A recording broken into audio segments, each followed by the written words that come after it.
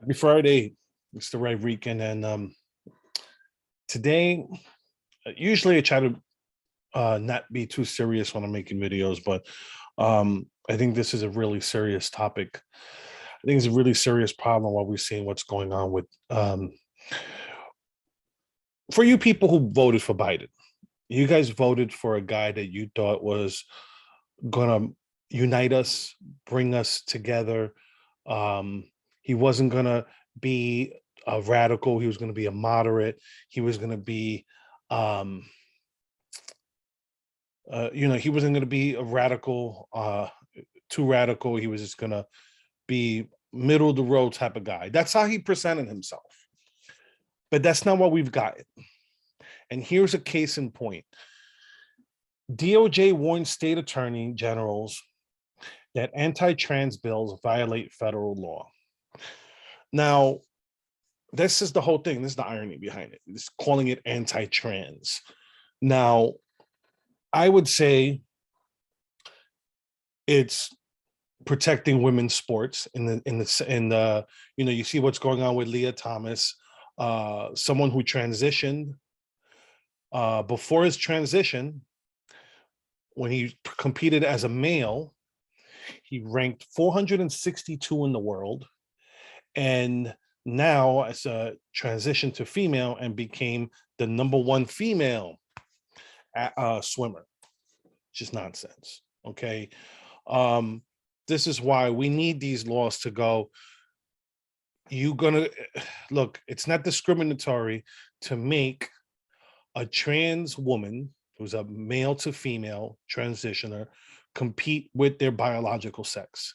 It only makes sense. When you see what's going on with swimmers, when you see what goes on with runners, could you imagine, like I said, take a basketball player and have him transition and see how he would dominate.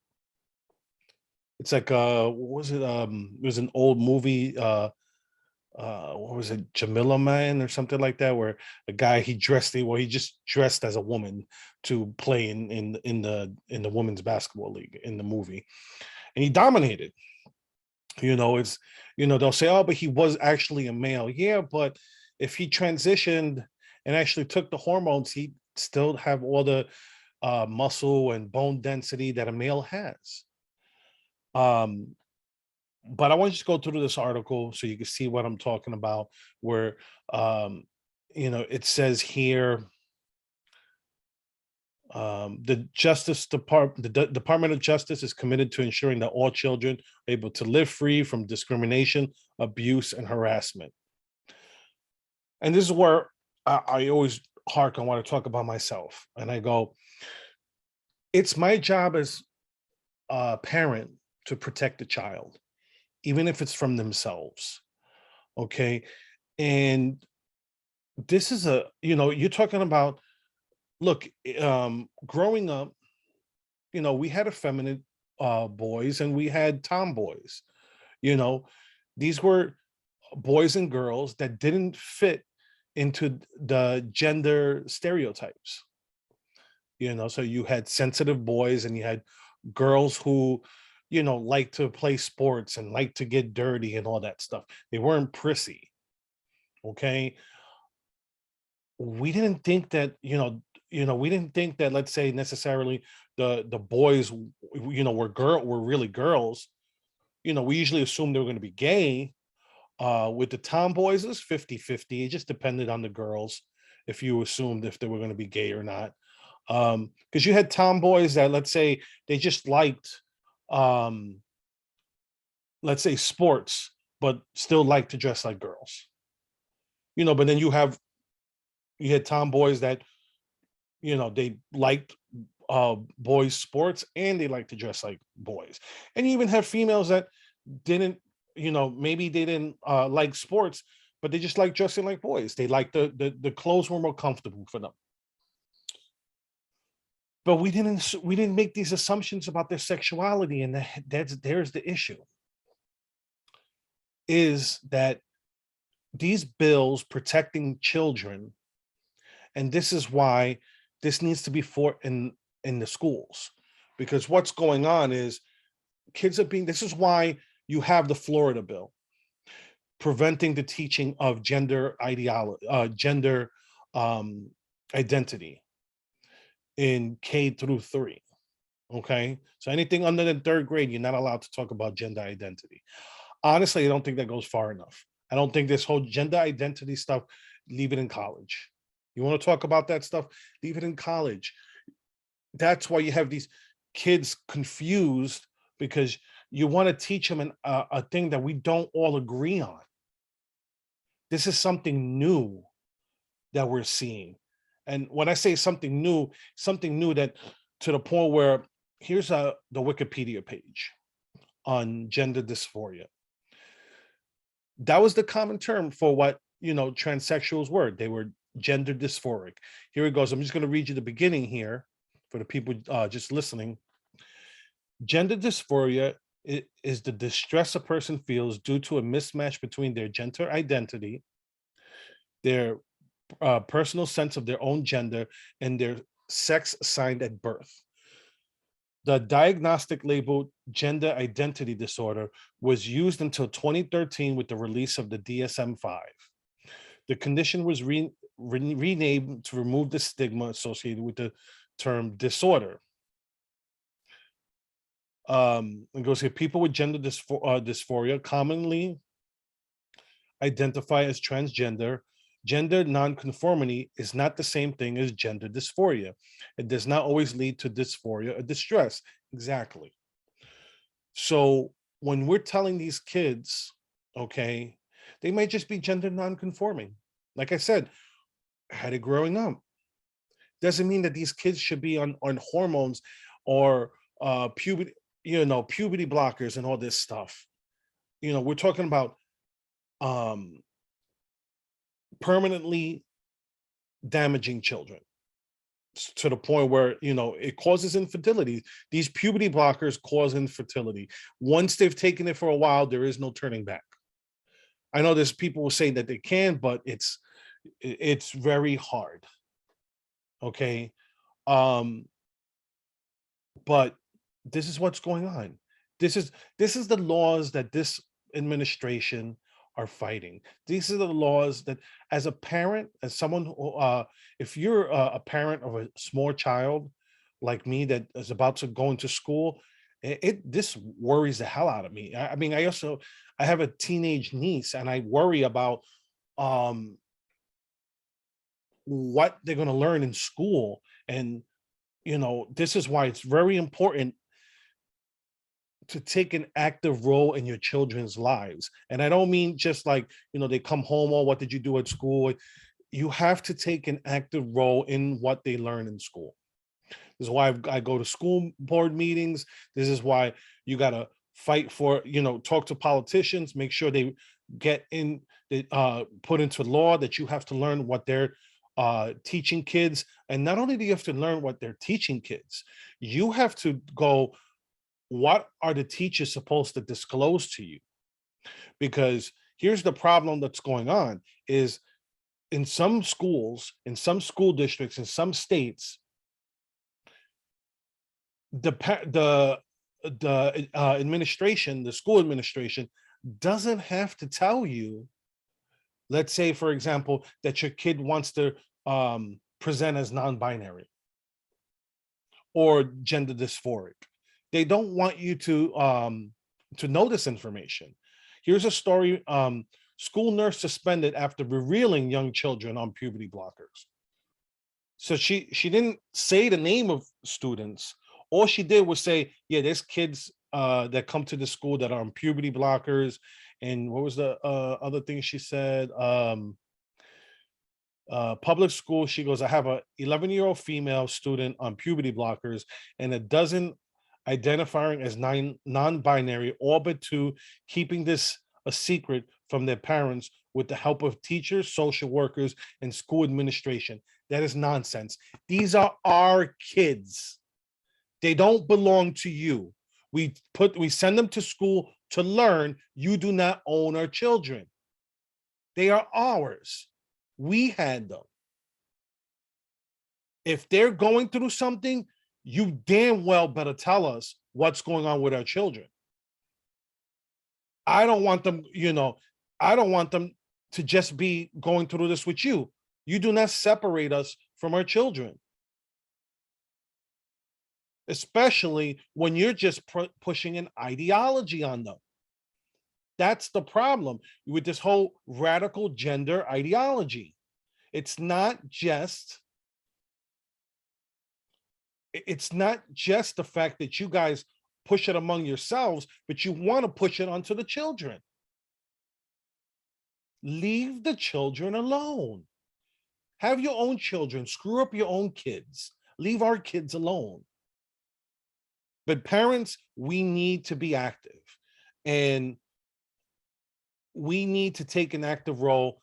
And like I said, locally, you got to push your school boards, your politicians, and but you also got to be involved in your kids' lives. I know that parents who work maybe one or two jobs, both parents work. You still have to speak to them at the end of the day, have a good relationship with them, so like that they're not afraid to talk to you about what's going on in their lives. Okay. Instill your values into them, because they're coming for your children. You've seen those funny TikTok videos. Remember the one from the San Francisco gay chorus saying that they're coming for the children. They made it as a joke, but in reality, it's like, you see the way they do it. This is how they push it. And um, this administration, instead of just being hands off and going, you know what, this is, let's leave this to the states. Let's, let, the more left states do their thing. Let the right states do this thing. This is what this cultural civil war that we're going through right now. This is where we're not in a hot civil war like we were, 150 years ago. This is the civil war of our time.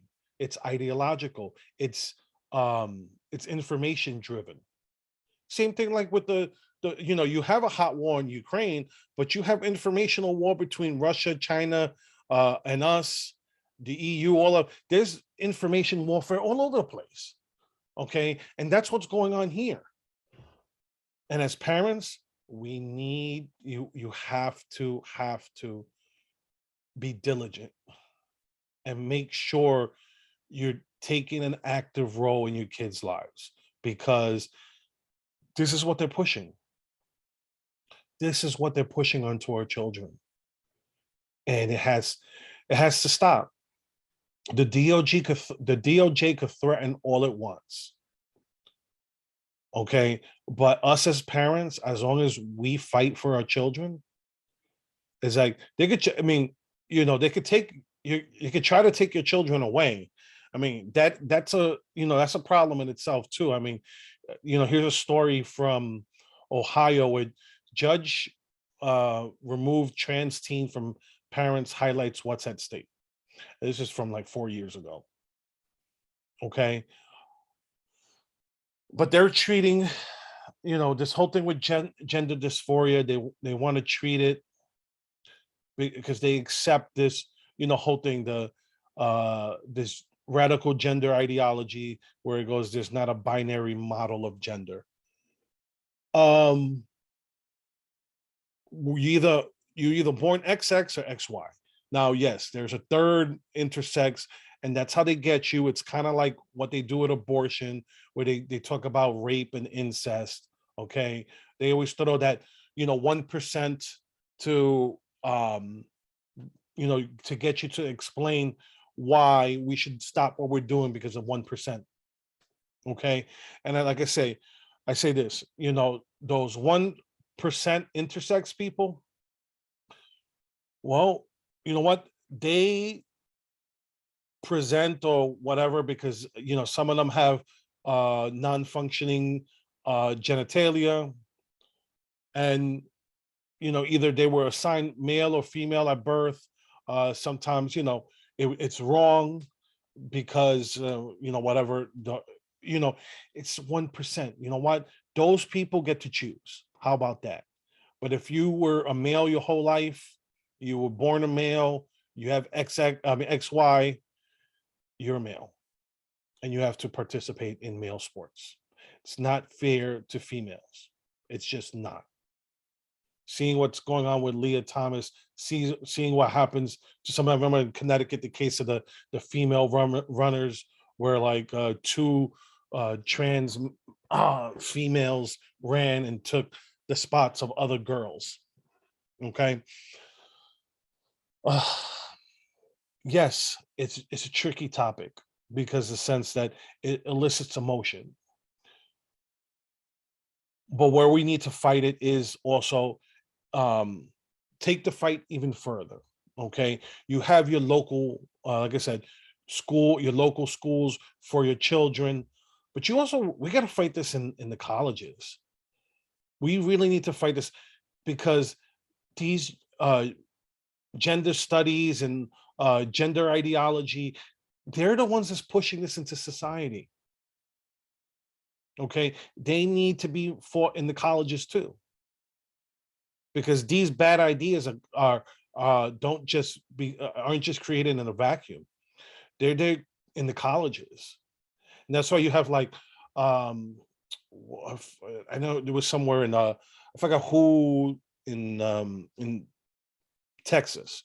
It was I know it was in Denton. It was the North Texas College or something like that in Denton, where so you have Texas, this very red state, but in the colleges you have these um activists that are teaching the kids, and you see all these protests that they were doing because of they had some they had an I don't remember who they had. I'm sorry, off the top of my head, I don't remember it. But they were protesting that person speaking at the college. Um, if I'm not mistaken, it was they were having the person who had their child removed because uh, he was having a divorce. He was separated from his wife. Or they were divorced, and she believed the son was transgender, and he believed that the son wasn't. And so the courts removed it from the father and kept it with the mother, and affirmed that she could do the gender affirming treatments. And this is where I go. This is why this is why I go.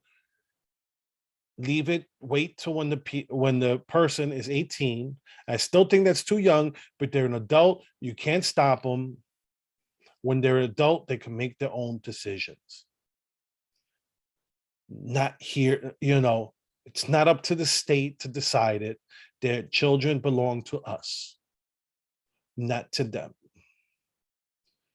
So if Disney and the Democrat Party are going to embrace this, then there's going to be us on the right that oppose it. It's going to be, it's not just Republicans. You're going to have libertarians fighting it too. And you're going to have moderate Democrats that should fight this. Okay. We're not your enemy. But when it comes to this, you need to maybe just let go for a little bit and see if you got your politicians supporting this stuff. Maybe run a Democrat against him, a moderate Democrat, because to get these radicals out of power, because that's what's emboldening the Biden administration is you elected him thinking that he was a moderate, and he never was. But that was the play. They scared you with Trump and going, Trump's this far right guy. No, there was a lot of stuff that Trump wanted to do that the Democrats just didn't want to give him a win because they hated him that much. There was stuff that he wanted to do that the Republicans were against, but they weren't going to work with him. So here we are. Here we are. We're at a turning point. What are you parents going to do? And for you people who don't want to have kids, what about your nephews and your nieces? What about them? Do you want them confused like this? Do you want to chemically castrate them? Because that's what I call it. When you put them to transition at an early age, they're still discovering themselves. You discover yourself your whole life, but why permanently harm them for ideology when up to 10 years ago, dysphoria, they removed the disorder for feelings? Okay, because they still call it body dysmorphia disorder. They haven't changed that. Well, who knows? Because all these fat positivity people. Look, I'm a heavy guy. I want to lose weight. I know what I need to do to lose weight, but I'm a stress eater. Um, and that's my vice. That's one of my vices. I'm a stress eater. I know it. But you're not going to see me go rah rah. I'm going to gain weight. I want to be more fat. No, I know it's not healthy. So people here with this, you're not hearing them end the dysphoria because, oh well, no, because his body, basically body dysmorphia disorder is like sometimes you have these really huge muscle guys. I don't want to be that. Okay. I wouldn't mind being jacked, but I don't need to be like, 300 pounds and of muscle. That's not good either. You don't know how much you have to eat and supplements you have to take to look like that too. I don't want that either. And I don't want, I'm not one of those people when I'm fat, when I lose weight and I'm skinny, so to speak, um, that I still think I'm fat. Because there's a lot of people who lose weight, they could lose 100 pounds and still think they're the same.